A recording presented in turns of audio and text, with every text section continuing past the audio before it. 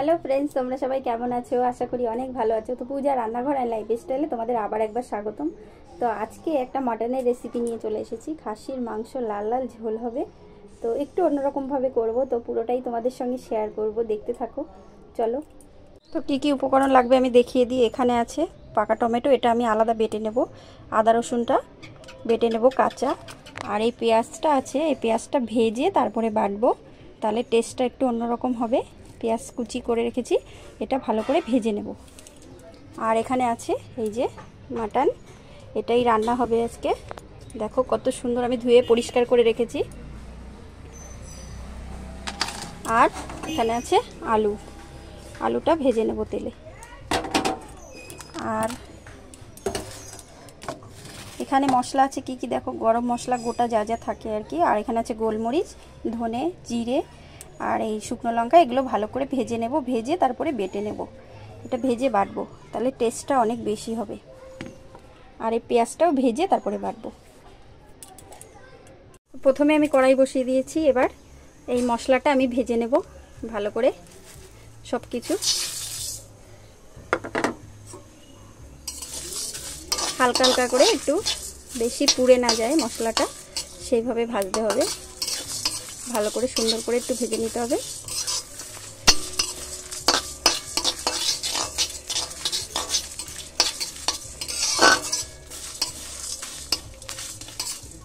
এরপরে পেঁয়াজটা ভাজবো, এটা ভেজে নিই। তো এই দেখো, এই যে ভেজে রেখেছি, নামিয়ে নিয়েছি, হালকা ভেজে নিয়েছি। এই যে এটা একটু ঠান্ডা হলে মিক্সচারে বেটে নেব। আর এই পেঁয়াজগুলো এবার ভেজে নেব তেলে। কড়াইতে তেল গরম দিয়েছি, পেঁয়াজগুলো দিয়ে দেবো। কোনো রকম আমি লবণ হলুদ দেবো না, এইভাবে একটু ভেজে নেব।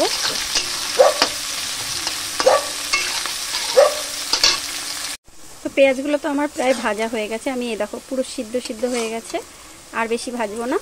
এটা ভেজে নিলে কি হয়, পেঁয়াজ বাটলে যে জলটা বেরোয় সেটা আর বেরাবে না। জল ছাড়াই আমি এইভাবে নামিয়ে বেটে নেব। এই যে দেখো কত সুন্দর হয়েছে। এইভাবে এবার নামিয়ে নেব। এই যে এভাবে মিক্সচারে আমি বেটে নেব। এই যে নামিয়ে নিয়েছি। এবার কড়াইতে যে তেল আছে, ওই তেলে আলুটা ভেজে নেব একে একে।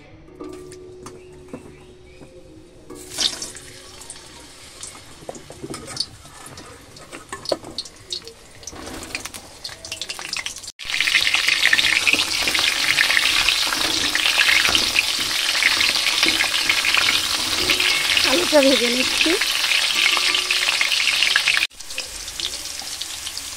এরপর একটু লবণ দিয়ে দেবো সামান্য, আর একটু হলুদ। ভাজা হয়ে গেছে।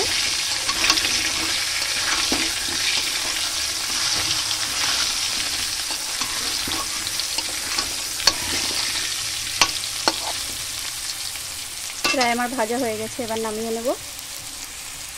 আমি সব মশলাগুলো বেটে নিয়েছি। এই যে আমার পাকা টমেটো বাটা, আর এখানে আছে সেই পেঁয়াজ ভেজে রেখেছিলাম, সেইটা বেটে রেখেছি। দেখো কত সুন্দর হয়েছে। আর এখানে আছে আদা রসুন, এটা কাঁচাই বেটেছিলাম। আর এখানে আছে সেই ভাজা মশলাটা, এখানে সেই ভাজা মশলাটা বেটে রেখেছি।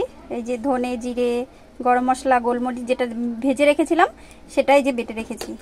আর এবার কড়াইতে গরম তেল দিয়েছি, এখানে গোটা গরম মশলা ফোড়ন দেব, শুকনো লঙ্কা, তেজপাতা আর গোটা জিরে।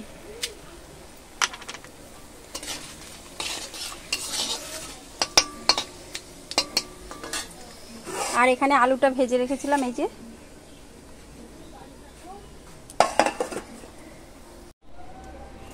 প্রথমেই আমি আদা রসুন বাটাটা দিয়ে দেব। এটা একটু কাঁচা গন্ধটা তাহলে চলে যাবে, একটু ভেজে নিই।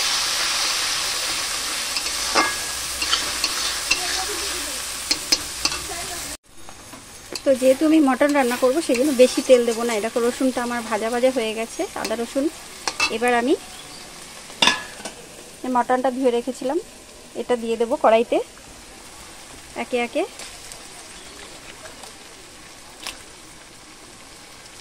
এটা দিয়ে ভালো করে একটু কষিয়ে নেব, তারপরে ভাজা মশলাগুলো দেব।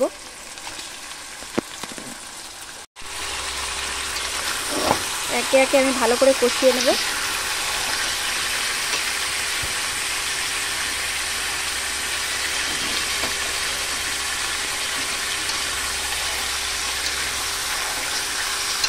এভাবে ভালো করে একটু কষিয়ে নেব।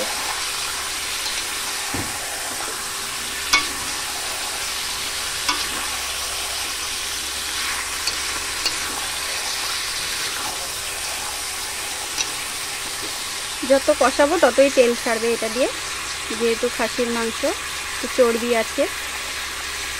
তো প্রথমে আমি এই পেঁয়াজ বাটাটা দিয়ে দেবো, এই যে বেটে রেখেছিলাম।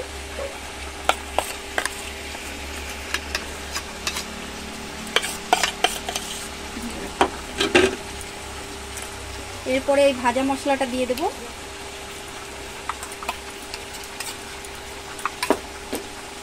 এরপরে ঝাল লঙ্কার গুঁড়ো দিয়ে দেবো।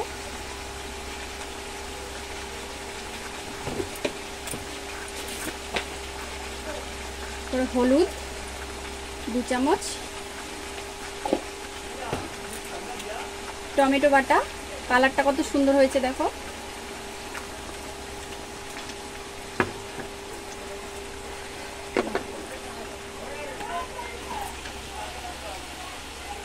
পরিমাণ মতো লবণ দিয়ে দিলাম।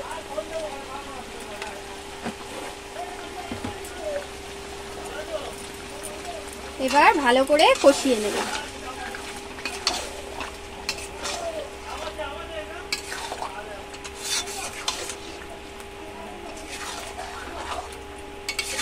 ভালোভাবে ভালো করে ঢেকে ঢেকে কষিয়ে নিতে হবে।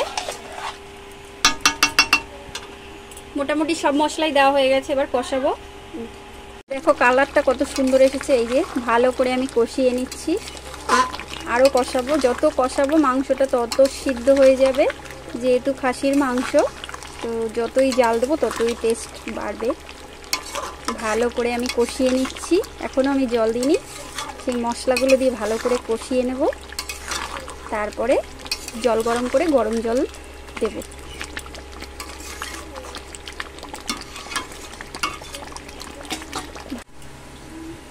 তো ঢাকা দিয়ে আমি কষিয়ে নিচ্ছি। দেখো কত সুন্দর হয়েছে। ও কালারটা দেখো কত সুন্দর, সাইড দিয়ে তেল ছেড়ে দিয়েছে। এভাবেই গ্যাস কমিয়ে আস্তে আস্তে ঢাকা দিয়ে ভালো করে কষিয়ে নিতে হবে, তাহলেই ভালোভাবে সিদ্ধ হয়ে যাবে মাটন। আর এর মধ্যে বেশ মশলাগুলোও ঢুকে যাবে, খুব ভালো লাগবে খেতে।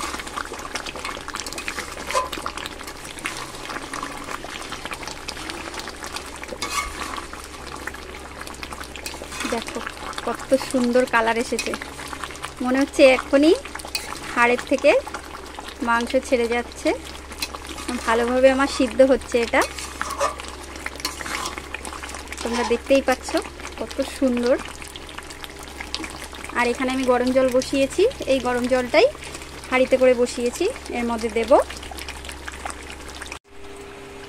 তো ফ্রেন্ডস আমার দেখো কত সুন্দর কষা হয়েছে। এই যে তেল ছেড়ে দিয়েছে, মনে হচ্ছে এরকমই খাওয়া যাবে। এই যে সাইড দিয়ে পুরো তেল বেরিয়ে গেছে। এবার আমি গরম জল দিয়ে দেব।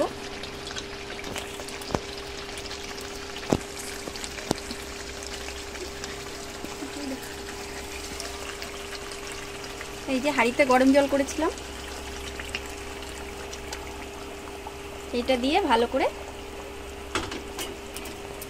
আমি আমার পরিমাণ মতো দিচ্ছি, তোমরা তোমার পরিমাণ মতোই দেবে।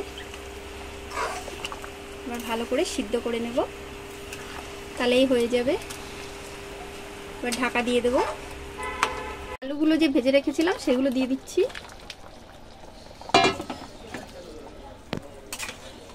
বাহ, এবার ঢাকা দিয়ে দেব 15 মিনিট 20 মিনিট ভালোভাবে সিদ্ধ হওয়ার জন্য। পুরো আধা ঘন্টা ঢেকে রেখেছিলাম, হয়ে গেছে পুরো কমপ্লিট। তো আমি ঢেকে রেখেছিলাম আধা ঘন্টা, 30 মিনিট 40 মিনিট ঢেকে রাখলে এরকম সুন্দর সব পুরো কমপ্লিট হয়ে গেছে। দেখো এবার নামানোর আগে একটু গরম মশলা দিয়ে দেবো সানরাইসের। খুব সুন্দর হবে। কত সুন্দর হয়েছে।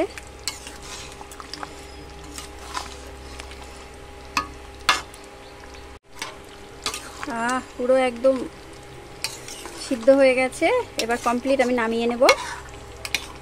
এভাবেই তোমরা বানিয়ে খাবে, খুব ভালো লাগবে। আমার কমপ্লিট, এবার গ্যাসটা অফ করে দেব। পুরো রান্না আমার হয়ে গেছে। তো পুরো আমার কমপ্লিট, এবার আমি নামিয়ে নেব এক এক করে। কত সুন্দর হয়েছে সেটা একটু দেখো। বাহ, এই দেখো। তো ফ্রেন্ডস, আমার তো রান্না হয়ে গেছে। এবার অংশুমানি খেয়ে বলবে কেমন হয়েছে। নাও। বাহ, দেখতে তো খুব সুন্দর লাগছে। না বাবা,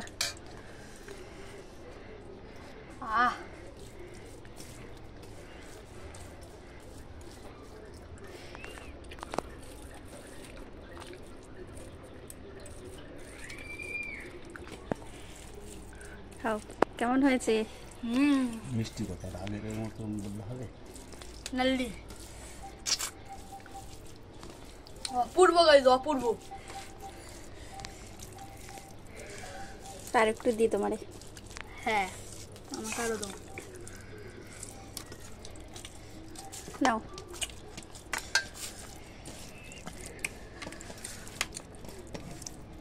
ভেঙে দেখো মাংস। দেখতে পারো গাইজ, ননলি আলুটাও হেবি সফট হয়েছে। বাহ, মাংস।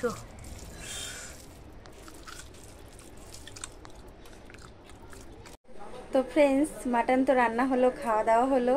তো তোমাদের কেমন লাগলো আমার রেসিপিটা? যদি ভালো লাগে এভাবে তোমরা বাড়িতে ট্রাই করবে, খুব ভালো লাগবে খেতে। আর একটু অন্যরকমভাবেই করেছি। তো মাটন তো সবসময় যেহেতু মশলা, কাঁচা মশলা দিয়ে করা হয়, তো আমি একটু অন্যরকমভাবে করেছি, পেঁয়াজটা ভেজে। তো পুরো রেসিপিটা তোমরা দেখলে বুঝতে পারবে। আর এভাবে বাড়িতে ট্রাই করলে খেতে খুব ভালো লাগবে। এভাবে তোমরা ট্রাই করে দেখতে পারো। আর আমার রেসিপিটা যদি ভালো লাগে, লাইক সাবস্ক্রাইব করে দিও। আর যারা আমাকে কমেন্ট করেছো, তারা আমার সবাইকে অনেক অনেক আমার ভালোবাসা। আর তোমাদের ভালোবাসার জন্য আমি অনেক দূরে এগিয়ে যেতে পারি। তো পরে আবার নতুন কিছু নিয়ে তোমাদের সামনে আমি আসবো। তো টাটা।